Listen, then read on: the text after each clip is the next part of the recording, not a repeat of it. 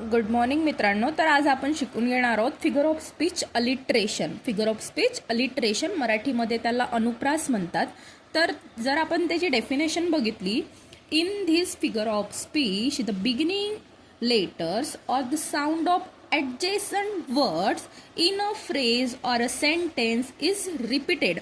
म्हणजे काय, याच्यामध्ये काय होतं, जर आपण मराठीत जर आपण याची व्याख्या जाणून घेतली तर एखाद्या वाक्यात किंवा कवितेच्या चरणात एकाच अक्षराची पुनरावृत्ती होऊन त्यातील नादामुळे जेव्हा त्याला सौंदर्य प्राप्त होते तेव्हा अनुप्रास हा अलंकार होतो.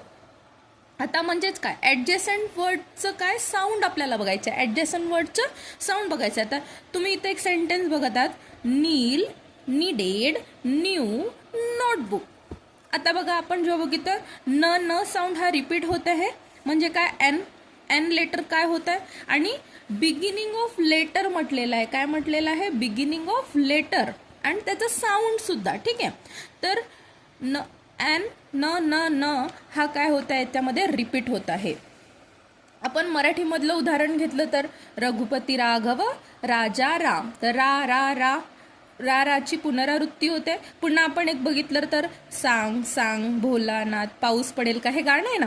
मग त्याच्यामध्ये काय होतंय, साऊंड काय होतंय, रिपीट होत आहे, है ना. आता आपण त्याचे काही इंग्रजीतील एक्झाम्पल्स बघून घेऊ. Sea shells by the sea शोर.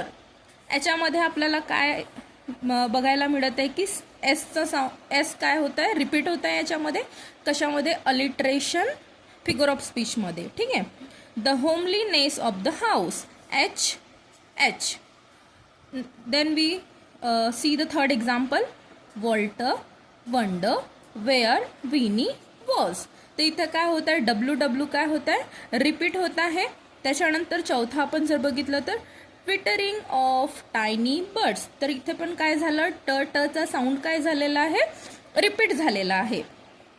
आणि याच्यामध्ये डेफिनेशनमध्येच म्हटलं होतं आपण की रिपिटेशन ऑफ साऊंड, काय, रिपिटेशन ऑफ साऊंड, है ना.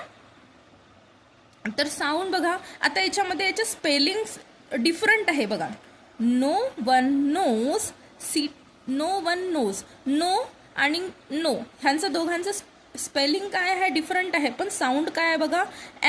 नचं साऊंड आहे नो, आणि नो मध्ये पण. तर याच्यामध्ये काय झालेलं आहे, याच्यामध्ये पण हा अलिट्रेशनच फिगर ऑफ स्पीच येणार. आणि सिटी साईड, स